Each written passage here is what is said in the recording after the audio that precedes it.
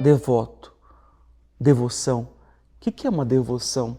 Hoje, para muitas pessoas, a palavra devoção está ligada a um certo sentimentalismo, como se fosse uma teologia simplória, um conjunto de símbolos, de práticas, de gestos, ladainhas, músicas, mas sem uma densidade espiritual, sem uma intensa espiritualidade, sem uma teologia consistente.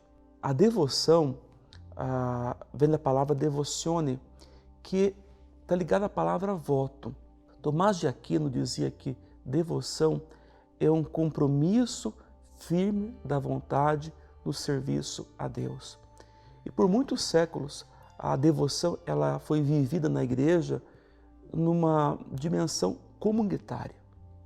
Isso é, nas paróquias, nas comunidades, eram práticas, que levavam a um caminho espiritual, de um compromisso para com Deus. Então, quando nós falamos de devoção, nós queremos dizer um caminho que nos conduz a uma proximidade com Deus, a um compromisso com Deus, a um compromisso com Deus que leva a um compromisso com o próximo. A devoção não é algo individual, fechado, individualista entre eu e Deus. A devoção sempre me leva a um compromisso para com o próximo, a um compromisso eclesial.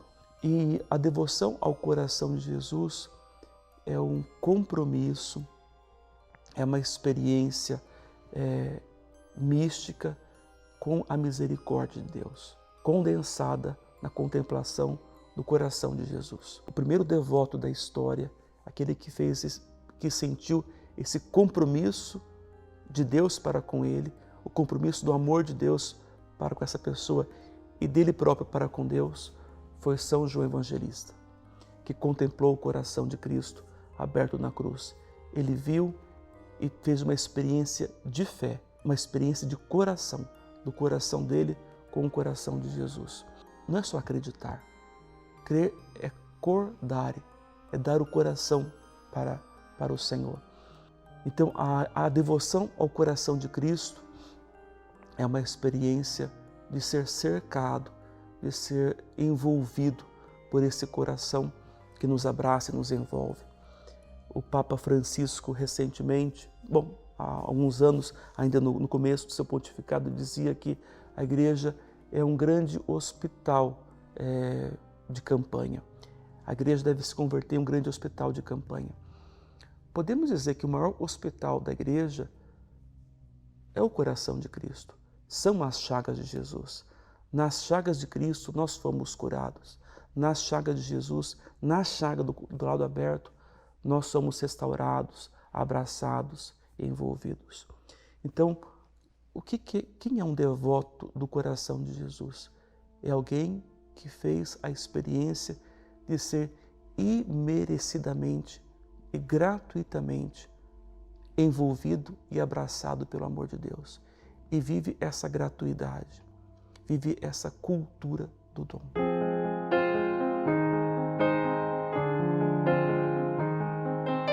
Não fostes vós que me escolhestes, mas fui eu quem vos escolhi e vos designei para produzir-lhes frutos. A congregação é esse fruto que nasce dessa experiência de nosso Pai Fundador com o coração de Cristo. Leão foi criado nessa mística, nessa devoção e nesta espiritualidade. Leão viveu no século XIX, início do século XX, na França, onde esta mística era muito forte. Ele nasce em 1843 e morre em 1925, em Bruxelas, na Bélgica. Dois países que beberam profundamente desse caminho espiritual, das fontes, beberam das fontes do coração de Jesus. Ele aprende essa mística com a sua mãe, Estefânia. No colo da sua mãe ele aprende as orações, aprende a oblação, aprende a amar o coração de Jesus e aprende a ser amado, a acolher esse amor em sua vida. Quando Padre Leão tem o sonho de fundar a congregação, na verdade é um sonho que nasce de uma experiência que ele já fazia há muitos anos. Deon quer entrar em uma congregação destinada a essa mística. Como ele não encontra essa congregação através da adoração, Deon sente a provocação, a vocação, o convite de Jesus a ele próprio fundar uma congregação. Ele se formou sacerdote em Roma. Quando ele foi para o ministério, ele já possuía 4 doutorados. Então, sua vocação muito possivelmente estaria ligada ao magistério, isto é, ao ensino da teologia ou da filosofia. Mas, falando com seu bispo, ele é enviado para a paróquia de São Quintino, no norte da França. Uma paróquia muito marcada pelo universo operário, em plena Revolução Industrial. Uma paróquia muito grande, onde havia 7 padres trabalhando, e ele é o 7º vigário paroquial. E por 7 anos ele trabalha nessa paróquia com um zelo apostólico muito grande. Essa palavra, zelo apostólico, para Deon é essencial. Em 1877, Deon fala com o seu bispo, Monsenhor Thibaldier, sobre o seu desejo de fundar a congregação. E o Monsenhor Thibaldier, Dom Thibaldier, aprova esse desejo. Ele aos poucos vai deixando alguns trabalhos paroquiais para se dedicar à congregação e ao colégio, porque o bispo diz assim: olha, você pode fundar a congregação, mas uma obra dessa futura congregação, desse instituto, poderia ser um colégio. Então Deon, ele tem uma fecundidade apostólica muito intensa. Então, simultaneamente, ele inicia 2 obras. A congregação dos Oblatos do Coração de Jesus, que foi nosso primeiro nome, e, em segundo lugar, o Colégio São João, que são 2 instituições vizinhas, uma ao lado da outra. Deon era um grande apóstolo do Coração de Jesus, um homem apostólico, um grande pregador. Então, os inícios da congregação foram marcados por uma grande afluência, uma grande procura de padres querendo beber dessa vida espiritual que Deus oferecia através de Padre Deon. Deon esperava que seus discípulos fossem oblatos reparadores. Isso é, que fizessem da sua vida uma oblação contínua. Já havia naquela época na França muitas congregações reparadoras. Uma reparação especialmente pelo clero, para que os padres fossem mais santos, para que os religiosos fossem mais santos, também as religiosas. O grande insight de Padre Deon não basta que a igreja faça reparação pelo clero, é preciso que o próprio clero faça reparação por ele mesmo. Então, Padre Deon cria uma congregação destinada a reparar o coração de Cristo, a oferecer sacrifícios, adoração, oração pelo clero, pelo próprio clero. Então nós temos aqui, de um lado, as religiosas que faziam adoração, que viviam, que faziam sacrifícios pela santificação da igreja, e de outro, nós tínhamos os religiosos que viviam no apostolado, como os jesuítas, que eram aqueles que mais viviam o apostolado. Então nós temos aqui como se fossem 2 placas tectônicas da tradição católica. A tradição reparadora feminina e, de outro, a tradição apostólica jesuíta. Padre Deon quer que essas 2 placas, essas 2 realidades se encontrem. E talvez a palavra que resuma esta realidade é a palavra zelo. Isto é, Deon espera religiosos, oblatos, zelosos, que o que quer que eles façam, seja o trabalho em colégios, o trabalho nas missões longínquas, o trabalho nas paróquias, o trabalho em universidades, o trabalho da formação clerical, a formação dos padres, que sempre foi importante para a nossa congregação, que isso fosse feito com zelo. O que é o zelo? É uma capacidade de viver a oblação no apostolado, de se consumir na dedicação a Deus, servindo ao povo de Deus.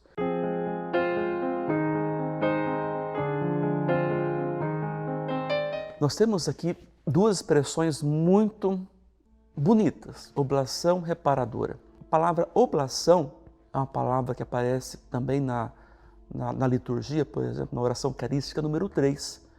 A oblação da igreja, a oblação de Jesus, a oblação do povo de Deus. Oblação quer dizer oferta, sacrifício, uma oferta a Deus. Nós lembramos, por exemplo, na Bíblia, que Caim e Abel fizeram uma oblação, um sacrifício a Deus. Os patriarcas fizeram também o seu sacrifício, a sua entrega a Deus. Claro que na Bíblia tudo converge para uma pessoa. E essa pessoa é Jesus. Ele é o oblato.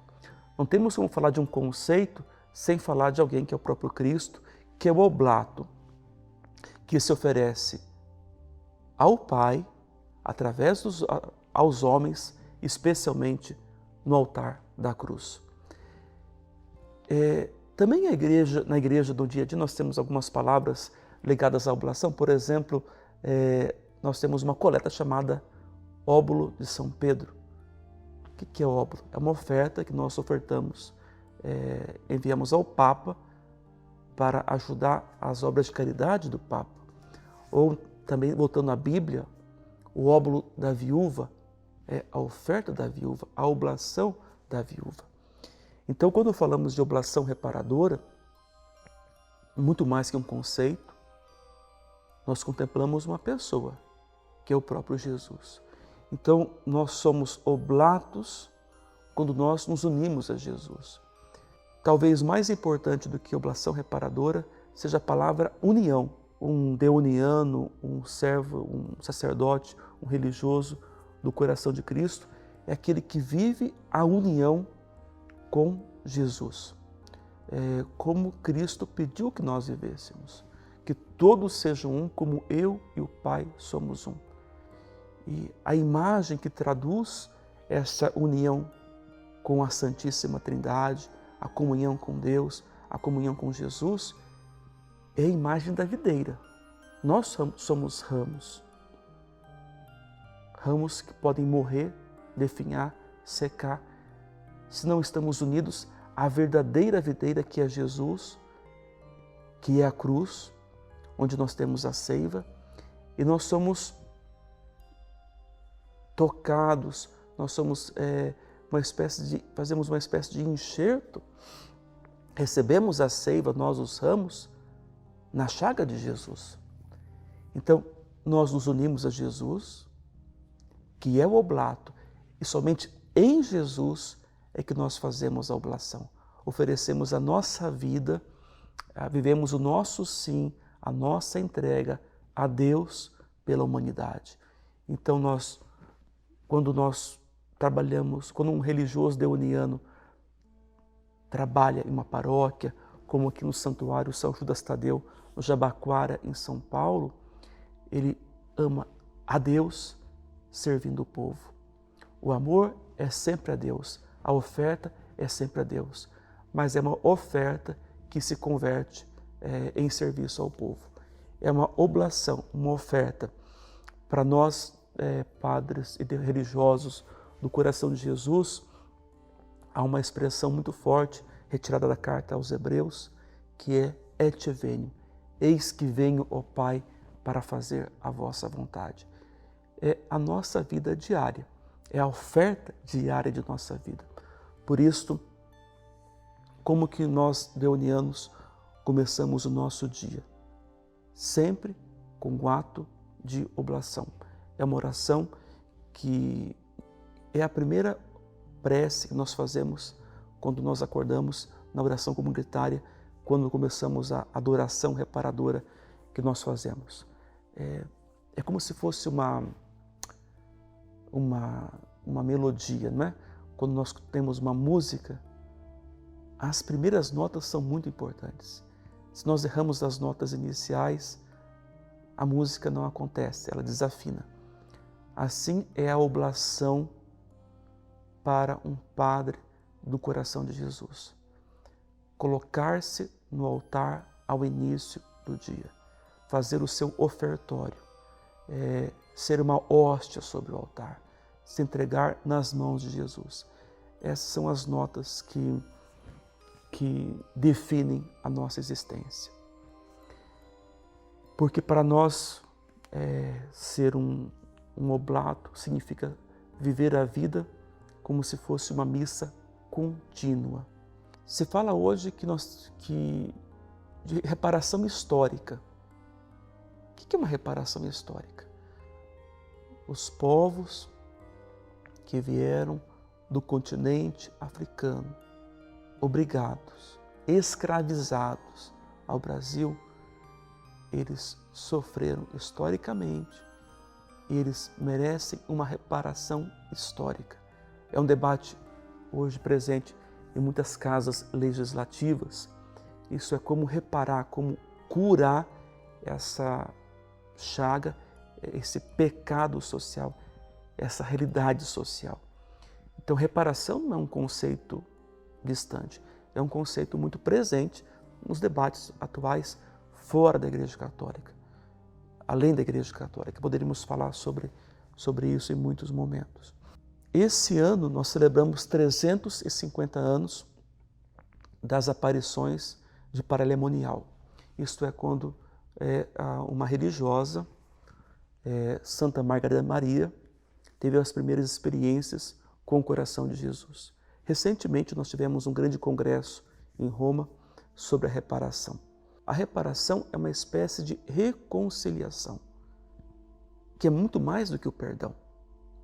Eu posso perdoar, posso ser perdoado, mas às vezes fica algum resquício do mal praticado.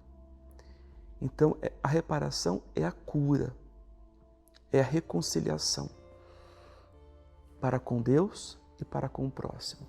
O Papa Francisco, que encerrou esse congresso, ele dizia que a reparação é um conceito muito atual. Ele utilizava um texto muito bonito do livro do Eclesiástico, capítulo 35.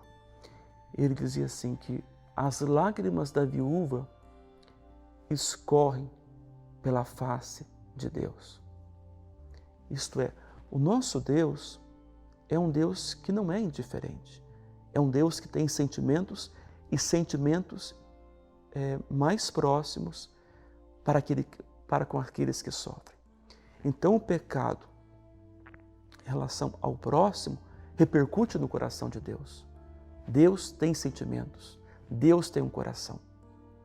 Então a reparação é esta atenção, essa sensibilidade ao pecado que afeta todo o corpo místico de Cristo. Então, reparar é responder a Deus cuidando daquele que sofre. E a chaga do coração de Cristo é essa chaga desse amor que se doou aos homens e não foi acolhido pelos homens. Recordando que entre nós há uma comunhão. Nós não somos pessoas isoladas. A ofensa a Deus, o pecado de cada um repercute também em todo o corpo de Cristo.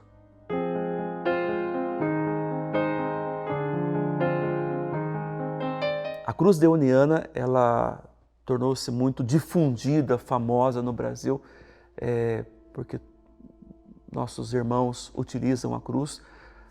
O Padre Zezinho sempre utiliza a cruz e ela tem uma simbologia, uma mística muito bonita. Nos anos 70, nós celebramos 100 anos de fundação. Em 1978, nós celebramos um século de existência. E na Alemanha, nós tínhamos alguns colégios e esses colégios fizeram uma grande festa para celebrar um século de existência. E fizeram um concurso.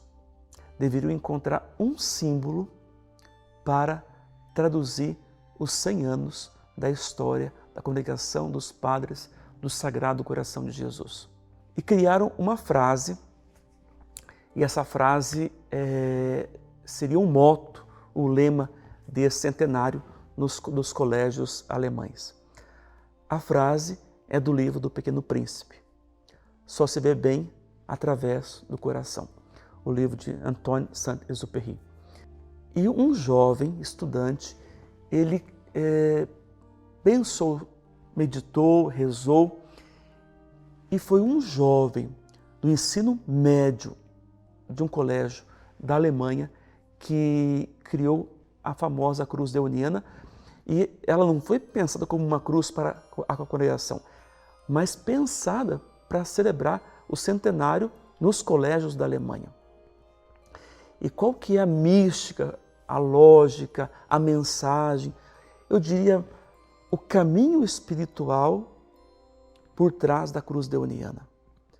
Primeiro, nós temos a cruz e no centro da cruz nós temos o coração. Aliás, está aqui ao meu lado, né? É uma cruz equilátera, com os 4 lados iguais. A base não é tão prolongada como a cruz tradicional, e nós não temos as quinas, isto é, não tem arestas na cruz.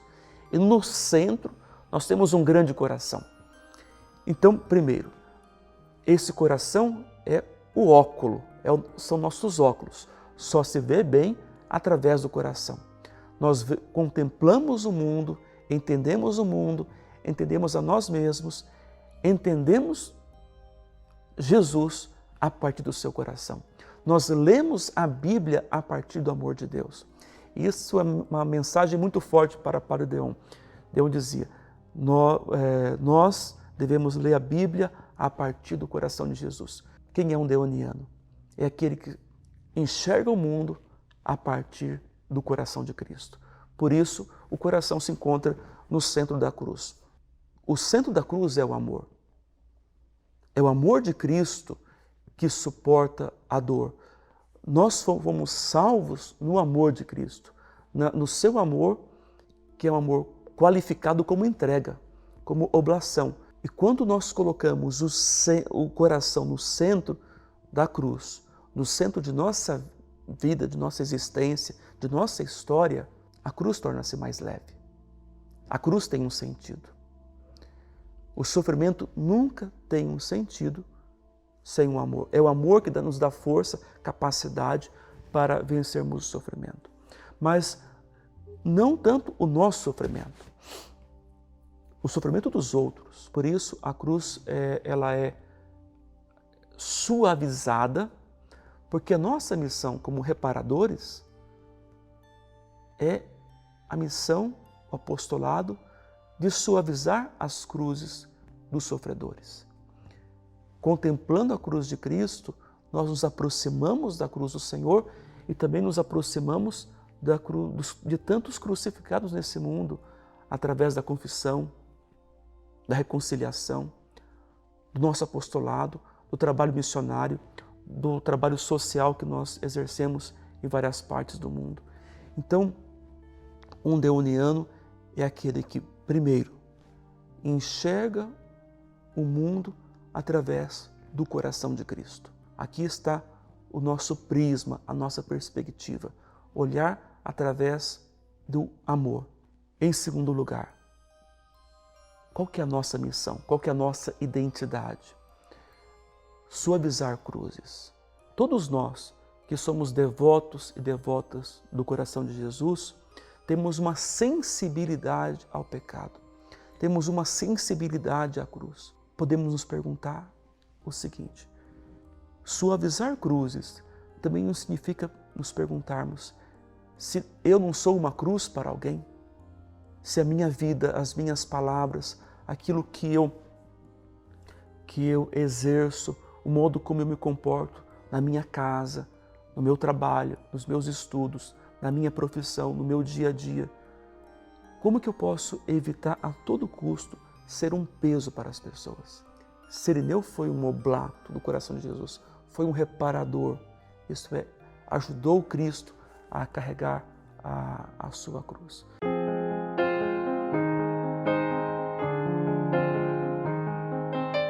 Bom, essa expressão, ela aparece em nossa regra de vida.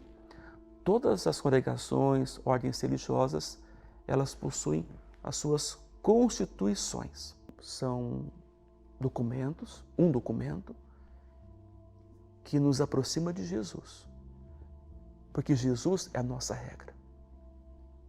Então, é o nosso modo de nos configurarmos, de sermos plasmados, de sermos discípulos de Jesus, de sermos discípulos do coração de Jesus.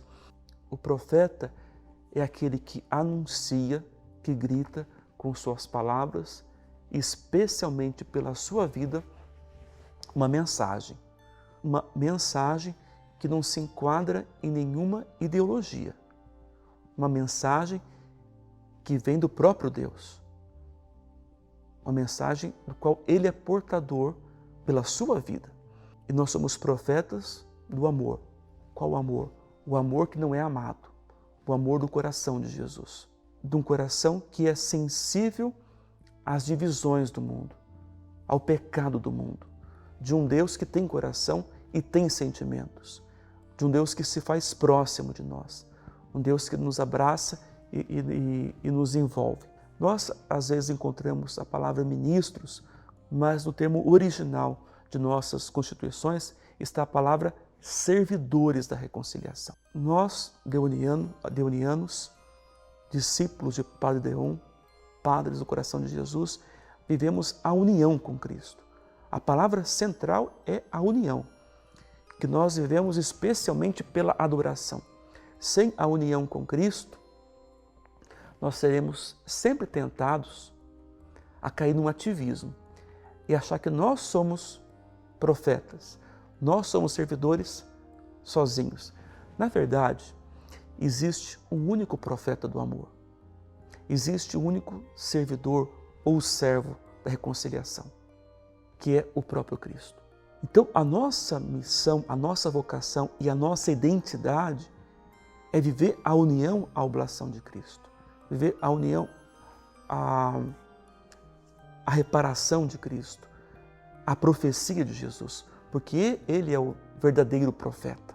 Ser um servo da reconciliação é ter consciência de que o pecado é diabólico e o pecado divide. E Deus é aquele que nos leva à comunhão, a exemplo da fonte da Santíssima Trindade. Ser um servo da reconciliação é buscar, pelas suas orações, pela sua perseverança, pela sua oblação, a comunhão pessoal com Deus, a reconciliação com Deus e a reconciliação de toda a humanidade entre si e com Deus. Quando a nossa regra foi aprovada há 40 anos, o cardeal Pirônio, que era o prefeito para o dicastério dos religiosos, naquela época a congregação para os religiosos, ele disse que vocês sejam zelosos artesãos da reconciliação. De fato, a reconciliação ela é uma espécie de artesanato. A reconciliação não é uma coisa mágica, um processo pontual. Ela exige um processo de escuta, de diálogo, de cura interior, de cura de grupos machucados, fraturados, divididos. Eu penso que essa expressão, profetas do amor e ministros, servidores da reconciliação, traduz perfeitamente o sonho que Deus tem para os deonianos, para os padres religiosos e também para os leigos e leigas que fazem parte da família deoniana. Eu sei que nessa paróquia nós temos muitos leigos e muitas leigas deonianas. Eles são uma grande graça e eu tenho plena convicção de que eles são uma resposta à prece que Jesus fez na última ceia. Que todos sejam um como eu e o Pai somos um. O Senhor esteja convosco. Ele está no meio de nós. Pela intercessão de São Judas Tadeu, o apóstolo das causas impossíveis, o apóstolo da esperança, abençoe-vos o Deus, o Todo-Poderoso, o Pai e o Filho e o Espírito Santo. Amém.